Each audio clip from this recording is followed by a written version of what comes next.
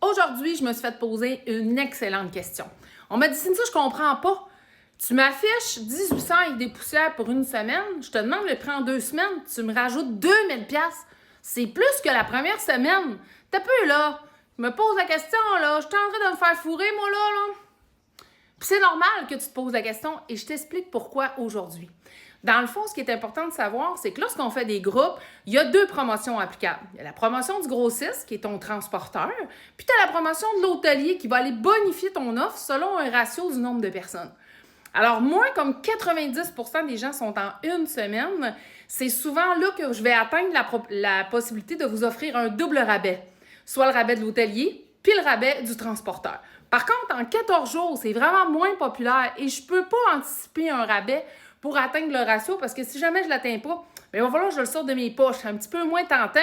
Donc, on la joue safe. On vous donne quand même une bonne différence tarifaire avec le prix affiché. On ne peut pas calculer le prorata une semaine, 2 semaines.